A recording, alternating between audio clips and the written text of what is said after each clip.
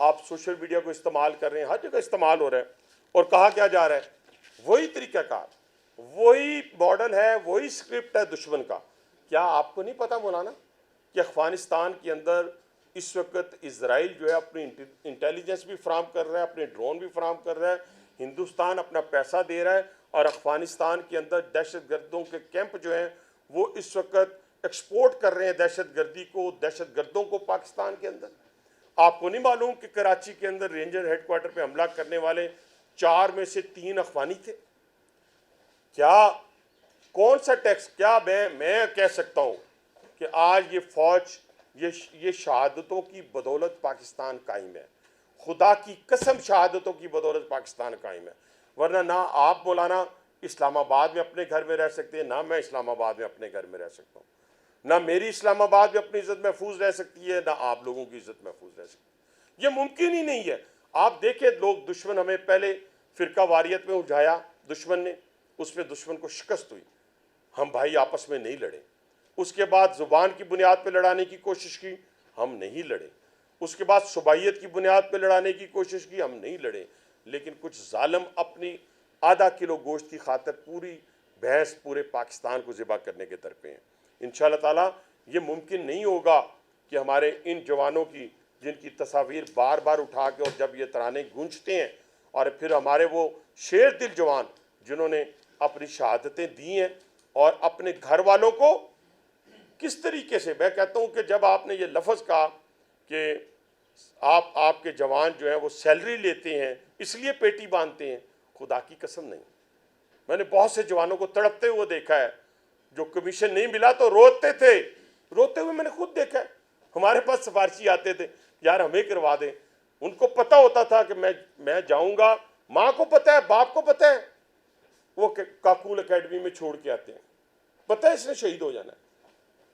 مجھے افسوس اس بات کا ہے کہ وہ دشمن جس کی ہمیں مذمت کرنی چاہیے، دن رات ان کے خلاف بات کر کے اپنی قوم کو یکجا کرنا چاہیے، اور علماء کرام کا پلیٹ فارم ایسا پلیٹ فارم ہے جہاں سے اٹھنے والی آواز آپ کو پتہ ہے کہ وہ پوری قوم کو اٹریکٹ کرتی ہے۔ وہاں نہ پھر کوئی پنجابی رہتا ہے، نہ کوئی پختون رہتا ہے، نہ سرائکی، نہ کشمیری، کوئی نہیں رہتا، لیکن یہ ہوتا ہے کہ پوری قوم اکٹھی ہو جاتی ہے علماء کرام کی آواز کے اوپر۔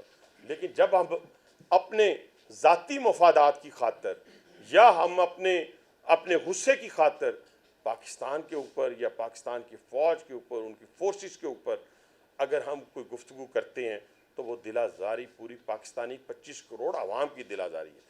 پاکستانی قوم نے دیکھ لیا ہے کتنے شہداء ہیں، پتہ ہے آپ کو اس جنگ کے اندر؟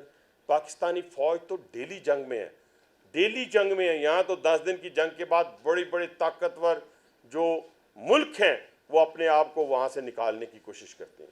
آج 35 سال سے 12,000 شہداء کی وارث ہے، 12,000 شہداء کی وارث،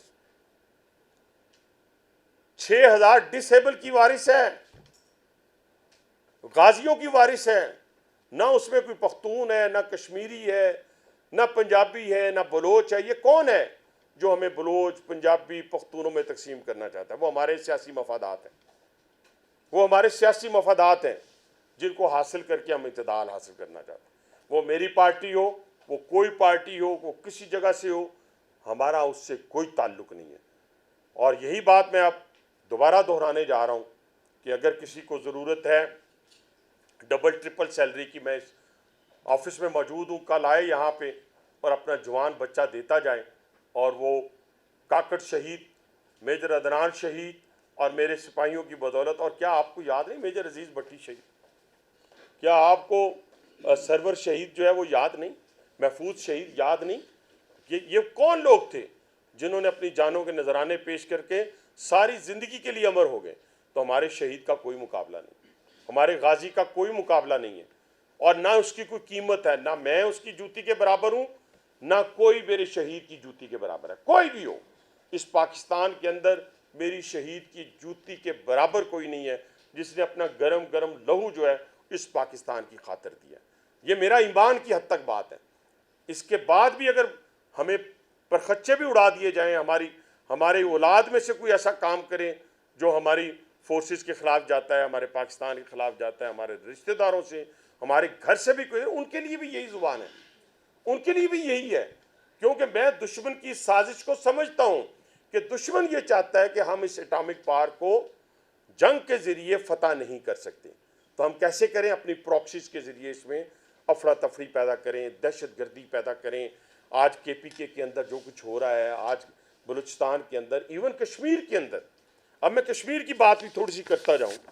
اب آپ دیکھیں کشمیر کے اندر وہ کیا لوگ تھے، چودھری غلام عباس، سردار محمد ابراہیم خان، وہاں پہ سردار محمد عبد القیوم خان، سردار سکندر حیات، یعنی وہ لوگ تھے جنہوں نے پاکستان کے ساتھ اور قائد اعظم رحمۃ اللہ علیہ کے بھرپور کہ پاکستان، کشمیر جو ہے وہ پاکستان کی شہرگ ہے، اور بھرپور کردار ادا کیا پاکستان کے ساتھ الحاق کے لیے، اور کشمیریت کو اجاگر کیا۔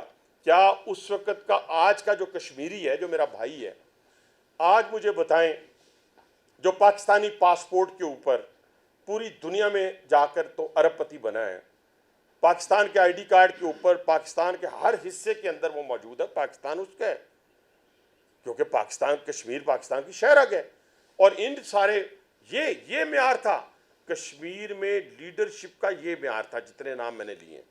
اگر یہ انٹلیکچوئلز لوگ، یہ ملک سے محبت کرنے والے لوگ، یہ کشمیر سے محبت کرنے والے لوگ یہ چاہتے تھے کہ کشمیر بنے گا پاکستان، اور آج اس ایل او سی کے اوپر اور ایل او سی کے دائیں طرف اور بائیں طرف کتنا بڑا فرق ہے، پتہ ہے آپ کو؟ ادھر نہ میری ماں، نہ بہن، نہ بیٹی کی عزت محفوظ ہے۔ آج تو آپ یہاں گالیاں بھی دے رہے ہیں، گندگی بھی بک رہے ہیں، سارا کچھ کہہ رہے ہیں، لیکن اس کے باوجود میری ماں، بہن، بیٹی کی عزت بھی محفوظ ہے۔ آپ اپنے باپ سے مانگیں، اپنی ماں، ریاست ماں جیسی ہوتی ہے، ماں سے مانگیں۔ کیا والدہ سے مانگنے کا کیا طریقہ کار، باپ سے مانگنے کا کیا طریقہ کار؟ اور یہ بھی نہیں ہو سکتا کہ ماں باپ سے اگر بچہ جو ہے وہ چاند مانگے تو ماں باپ چاند لا دیں گے، چاند تو نہیں مل سکے گا۔ مل جاتی ہیں کچھ چیزیں، مل جاتی ہیں ماں باپ سے، جتنی حیثیت ہوتی ہے کچھ نہیں مل سکتی۔ اس میں ماں باپ کا امیر غریب یہ بھی ہونا بڑا ہے، middle class, lower middle class, امیر بھی اپنے بچوں کی ساری خواہشات پوری نہیں کر سکتے، اور غریب بھی نہیں کر سکتے، مڈل کلاس بھی نہیں کر سکتے۔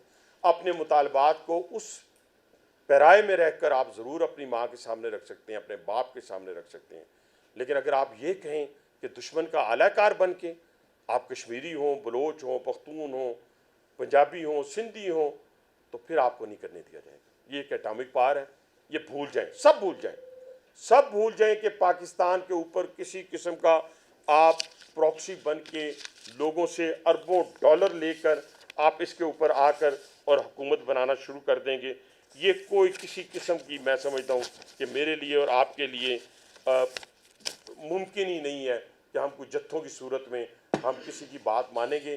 ریاست جتھوں کی ریاست نہیں ہے، ریاست یہ ماننے کے لیے تیار نہیں ہے۔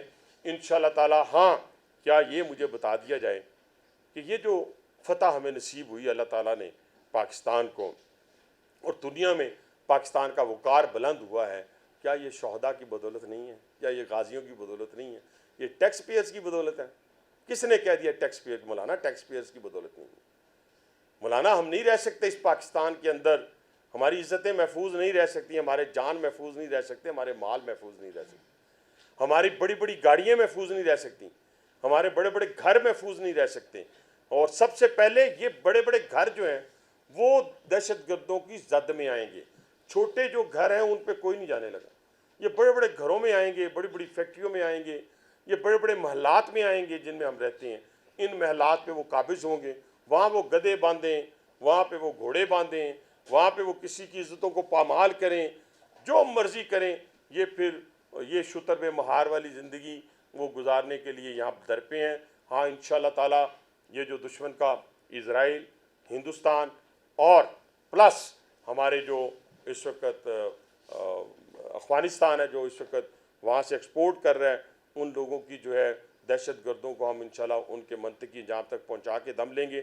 میری آخر میں پھر ایک مرتبہ گزارش ہوگی اپنے تمام ان پاکستانیوں سے کہ، اور خاص طور پہ نوجوانوں سے، کہ یہ شوق میں پھر دہرانے لگا ہوں، اور ان کا انجام دیکھ لیں، شام کا، لیبیا کا اور عراق کا، کہ ان نوجوانوں میں بھی کسی نے کہا تھا کہ جی یہ فلاں جو ہے یہ اتنے سال سے 40 سال سے بیٹھا ہوا ہے، فلاں 30 سال سے بیٹھا ہوا ہے۔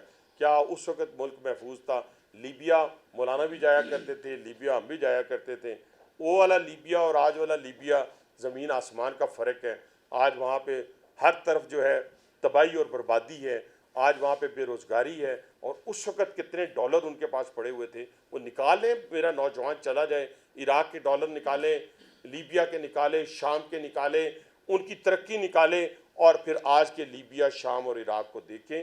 تو انشاءاللہ ہم سب مل کر, سارے پاکستانی مل کر, اپنے شہداء کے جتنے لواحقین ہیں, میں آپ کو سلوٹ پیش کرتا ہوں.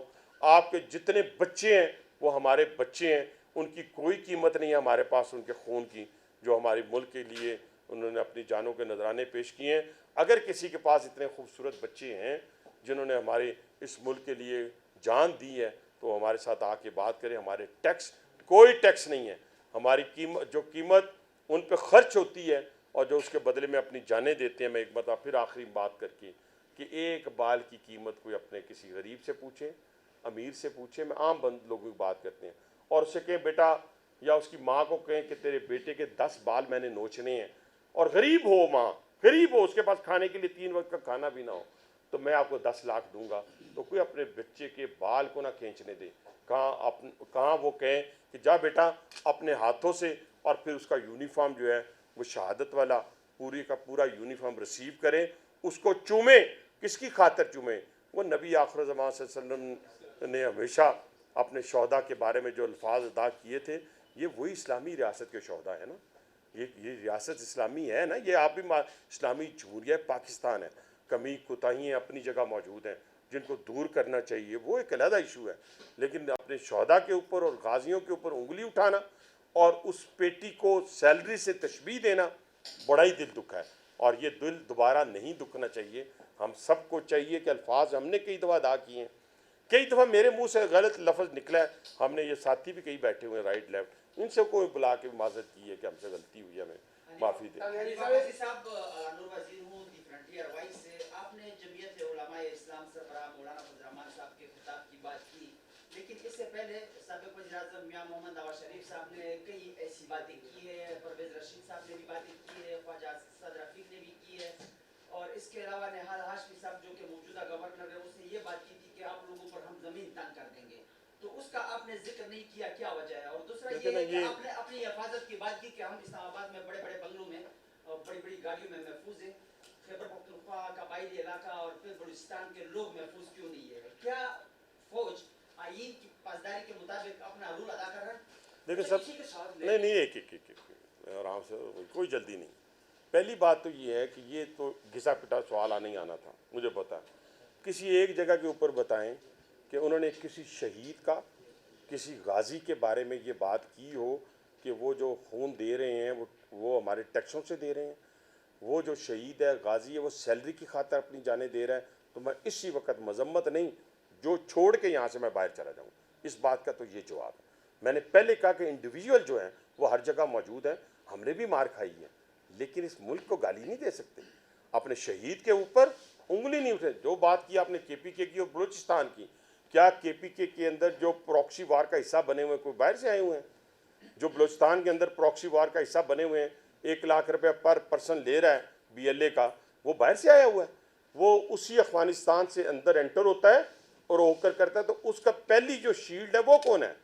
پہلی شیلڈ میرا فوج کا جوان ہے جو شہادت دیتا ہے. 14 اٹھ جاتے ہیں لیکن پھر 14 جاتے ہیں شہادت کے لیے. اگر وہ شیلڈ بھی ختم کر دی جائے تو آپ والی بات بالکل ٹھیک ہے, یہ بھی سارا کچھ محفوظ نہیں رہے گا. اور نہ محفوظ رہنے کی وجہ یہی ہے کہ ادھر بھی جو ابھی تک پشاور میں لوگ محفوظ ہیں, وزیر اعلیٰ ہاؤس موجود ہے, گورنر ہاؤس موجود ہے, بڑے بڑے لوگوں کے حیات آباد کے بنگلے محفوظ ہیں, اسی طرح کوئٹہ کے بنگلے محفوظ ہیں, کوئٹہ کا وزیر اعلیٰ ہاؤس محفوظ ہے, کوئٹہ کا گورنر ہاؤس محفوظ ہے. تو وہ محفوظ ان شہادتوں کی بدولت ہے. اگر نکال دیتے ہیں تو چیتڑوں کی طرح وہ آپ بانٹ لیں گے آپ کو. اس کے ساتھ ہی کہ مولانا فضل الرحمان صاحب جب اسپیچ شروع ہوئی ہے تو بڑی ٹھیک اسپیچ کر رہے ہیں, پیچھے سے ایک پرچی آئی ہے. یہ بتائیے کہ مولانا فضل الرحمان صاحب یہ ہماری پاکستانی کی زبان بول رہے ہیں یا کہ آؤٹ آف کنٹری کی؟ نہیں, میں سیدھا یہ الزام قطعاً بالکل نہیں لگاؤں گا. میں پہلے آپ کو بتایا کہ احترام کے دائرے میں رہتے ہوئے میں کیوں اسی ڈگر پہ چلا جاؤں. میں نے تو صرف اپنے جذبات کا اظہار کیا, اور ہو سکتا ہے کہ الفاظ کے چناؤ میں غلطی ہوئی ہو, یہ میں کہہ سکتا ہوں کہ الفاظ کے چناؤ میں, جذبات میں, کیونکہ جذبات میں کی ہوئی بات کسی وقت بھی غلط الفاظ نکل جاتے ہیں، ہم سے بھی نکلتے رہے، ہم یہ نہیں کہتے نہیں نکلیں، لیکن اس کا ازالہ کر لینا چاہیے، اس کو رجوع کر لینا چاہیے. میں یہ بالکل مولانا کے اوپر یہ لفظ نہیں کہوں گا، لیکن یہ پوری قوم کا دل دکھ ہے، میرے شہداء اور میرے غازیوں کے لواحقین کا دل دکھ ہے. جتھوں کی صورت میں جو مارا جائے گا دہشت گرد ہے، جو اسلامی ریاست کی فوج میں ہوگا وہ شہید ہے. میں فتویٰ دے رہا ہوں، میں مفتی نہیں ہوں، میں فتویٰ دے رہا ہوں. جو ریاست کا سپاہی ہوگا وہ مارا جائے گا وہ شہید ہے، جو جتھوں میں مارا جائے گا وہ حرام موت ہے، وہ دہشت گرد ہے. تو انشاءاللہ ان دہشت گردوں کو جتنی تعداد میں مارنا ہوا ماریں گے. کہ ڈرنے والی بات، ہم ساری قوم کو نکل کے بات کرنی ہوگی، سچ کو سچ کہنا ہوگا، جھوٹ کو جھوٹ کہنا ہوگا، کلیئرٹی ورک کے ساتھ. ہم نے کلیئرٹی کے ساتھ سیاست کی ہے، ہم نے ہر چیز کو سامنے رکھ کے اس کا فیصلہ کیا ہے. ہم نے یہ نہیں کیا کہ میٹھا میٹھا ہپ ہپ کڑوا کڑوا تھو تھو. مجھے کیا ضرورت تھی کہ میں یہاں آ کے بیٹھ کے تو میں اتنا بڑا آ کے تو آپ کے ساتھ. یہ میرے رات کے جذبات نہیں ہیں، یہ ہمارے بہت عرصے کے ہیں. جب ہم اپنے شہداء کی ڈیڈ باڈیز کو راول پنڈی میں آتے ہوئے دیکھتے ہیں، جب ہمارے دیکھیں کے پی کے کا ڈیرہ اسماعیل خان کا قبرستان جا کے بنو کا مردان کا دیکھیں، سوات کا دیکھیں، کیا اس میں کسی شہید کی قبر نہیں ہے؟ آپ بلوچستان میں کوئٹہ دیکھیں، زیارت دیکھیں، آپ سبی دیکھیں، وہاں پہ نہیں ہے. سندھ میں شہداء کی، ہمارے میں فوج کے شہداء کی بات کر رہا ہوں. پنجاب کے اندر یہ بھرا پڑا ہے، چکوال بھرا پڑا ہے، اٹک بھرا پڑا ہے. یہ کسی ایک صوبے کی فوج نہیں ہے، یہ پاکستان کی فوج ہے. 40,000 کشمیری موجود ہے اس میں. جی سر، رضا عابد روز ٹی وی چینل سے. اچھا سر، میرے دو مختصر سوال ہیں. ایک تو یہ کہ مولانا فضل الرحمان صاحب قومی اسمبلی میں آپ کے کلیگ ہیں، اور جب یہ 27 ترمیم ہوتی تھی آپ لوگ ہر دوسرے دن ان کے گھر جاتے تھے، تو کیا اس بیان پر آپ نے وزیر اعظم کی سطح پر کوئی ان سے وضاحت طلب کی؟ اور ایک دوسرا سوال میرا یہ ہے کہ ایک بچت اسکیم کی وہ تو کافی حد تک پوری ہو چکی ہے، تو آپ کے نام کے ساتھ لکھا جائے گا آپ نے صحافیوں کی رعایت ختم کر دی، تو یہ اگر آپ وہ بحال کر دیں. لیکن اس میں جو بہت بڑا کاز ہے جس کے اوپر بات ہو رہی ہے، آپ نے پہلی بات جو کی اس کا جواب میں دیتا ہوں آپ کو. دیکھیں یہ آپ کو بھی نہیں کرنی چاہیے، کیونکہ یہ اس وقت ہم کون سی بات کر رہے ہیں اس وقت. دیکھیں نا، میں وہی عرض کر رہا ہوں. پہلی گزارش یہ ہے کہ ہم ان کے گھر کیوں نہیں جائیں گے. ہماری کوئی لڑائی ایز سچ ان کے ساتھ نہیں ہے، نہ ہوگی نہ ہم کریں گے. یہ ہو ہی نہیں سکتا. میں تو آج بھی میں کہہ رہا ہوں کہ اگر مولانا کی جگہ کسی اور نے یہ بات کی ہوتی تو شاید ہمارا طریقہ کار کچھ اور ہوتا. لیکن یہ مولانا کیونکہ ایک بہت ذمہ دار آدمی ہے، میں کہتا ہوں الفاظ کی سلیکشن میں غلطی ہوئی ہے اور اس سے پوری قوم کی دل آزاری ہوئی ہے. یہ بھی کلیئرٹی کے ساتھ کہتا ہوں. لواحقین کے دل دکھے ہیں. اس ماں کو ماں پر کیا بیتی ہوگی. اس چھوٹے یہ جتنے شہداء ہیں ان میں سے 3 شہداء ایسے ہیں، ابھی تو میں نے بہت چند 12,000 شہید ہیں فوج کے. میں پولیس کے لوگوں کی بات نہیں کر رہا، وہ بھی ہزاروں کی تعداد میں. میں عام پبلک کی بات نہیں کر رہا، وہ 80 لاکھ کے قریب 80,000 کے قریب بنتے ہیں. میرا کہنے سے مراد یہ ہے کہ ان چھوٹے چھوٹے بچوں کو، ان بیواؤں پہ کیا گزری ہوگی جو اس وقت اطمینان کے ساتھ بیٹھی ہوئی تھیں. وہ ماں اطمینان کے ساتھ تھی، اللہ نے اس کو صبر دیا ہوا تھا کہ میں شہید کی ماں ہوں. میرے بیٹے نے اپنے ملک کی خاطر شہادت دی ہے، میرے ملک کی خاطر، سرحدوں کی خاطر شہید ہوا ہے، ہمارے ان گھروں کی خاطر، ہماری عزتوں کی خاطر، ہمارے مال کی خاطر شہید ہوا ہے. تو وہ آج بہت پریشان ہے، اور اس حوالے سے ہمیں کوئی رعایت کسی سے کوئی برتنی نہیں چاہیے. آپ نے مولانا فضل الرحمان صاحب اکٹھا کام بھی کی، سیاست میں جی میں نے تو آن کیا. ٹھیک ہے، آن کیے، تو کیا آپ ان سے بطور سیاسی کارکن مطالبہ کریں گے کہ وہ اپنا یہ بیان واپس لیں اور خدا سے معافی مانگیں؟ میرا خیال ہے کہ یہ کہنے میں کوئی حرج، معافی والا میرا خیال ہے شہید بہت بڑا رتبہ ہے. مجھے کسی شہادت کے موقع کے اوپر کسی شہید سے معافی مانگنی پڑے تو میں خدا کی قسم کروڑ دفعہ مانگنے کے لیے تیار. مجھے کوئی یار، مجھے کسی کی خوشامد نہیں کرنی، مجھے کسی سے کچھ نہیں لینا. میں ایک پولیٹیکل ورکر تھا، میں اپنی جدوجہد کے نتیجے میں ایک فیڈرل منسٹر ہوں، لیکن مجھے پتہ ہے اس کے بعد بھی میرے بچوں نے اسی پاکستان میں رہنا ہے، میرا بڑھاپا بھی اسی پاکستان میں گزرنا ہے. میں نے اور آپ نے سب نے جو یہاں سے اربوں روپے لے کے گئے تھے اور کہتے تھے پاکستان کے میں نہیں، ہم فلاں جگہ جا رہے ہیں، وہاں سے تو ان کو پیسے نہیں مل رہے، وہاں سے تو اربوں روپے سیز ہو گئے ہیں. کرائے کے مکان میں اور اپنے مکان کا یہ فرق ہے. بس میں یہ بات بتانا چاہتا ہوں. آپ اپنا مکان چھوٹا ہو، 2 کمرے کا ہو، کوارٹر ہو یا بڑا گھر ہو، اپنا گھر اور دوسرے کا 2 کنال کا F6 F7 میں کرائے کا گھر ہو، تو وہ بڑا فرق ہے اس کے اندر. یہ چیزیں مجھے اور آپ کو سمجھنی چاہیے. تو یہ بالکل اگر पूरी कौम के दिल दुखे हैं। शहदा की अगर बेवा का दिल दुखा है, अगर उनके छोटे छोटे बच्चों का दिल दुखा है, अगर उसकी माँ का दिल दुखा है, तो मुझे और उनको अपने शहदा के लिए माफ़ी मांगने में क्या हर्ज है? मुझे क्या फ़र्क पड़ता है? और फिर दुश्मन को भी एक मैसेज जाएगा, दुश्मन को भी एक मैसेज जाएगा कि हाँ, पाकिस्तान के अंदर एक ऐसी शख्सियत जिसका बहुत बड़ा रोल है पाकिस्तान की सियासत के अंदर, उलमा कराम के अंदर, दीन के अंदर, इन सब रोलों को तो मैं माइनस नहीं कर सकता। किसी भाई ने क्वेश्चन करके उसको बहुत बड़ी खबर बनाने की कोशिश की थी, लेकिन मैंने उसको रद्द कर दिया कि मैं सर किसी सूरत नहीं कहूँगा कि वो किसी की ज़ुबान नो, अल्फाज के चुनाव में गलती हुई है, गुस्से में गलती हुई है, और गुस्से वाली गलती रजू करने वाला इंसान अल्लाह के यहाँ बहुत बड़ा है। थैंक यू सो मच जी, मेहरबानी। यारों कुछ चाय चाहते जाओ थे बहने है ना, फिर लियाओ पानी लियाओ बंद कर हैं यार। ये एहो जी गल ना कर, मैं बड़ा अफसुरदा अल्लाह दी गल, मैं रोन लगा बस। नहीं नहीं कीता मजाक नहीं करता। मेरे नाम दे नाल देखो अरशद अंसारी साहब ने मन की, अफजल भट्ट साहब ने गल की, उन्होंने कहा जी कि तुसी एक मेहरबानी करो कि स्पाउस का जड़ा ना वो बहाल कर दो। स्पाउस का बहाल करता यही गल हुई उमर यार। मेरी बात सुने, मेरे भाई चाह पीने हैं, मेरी बात सुने। रेलवे की पोजीशन अगर इतनी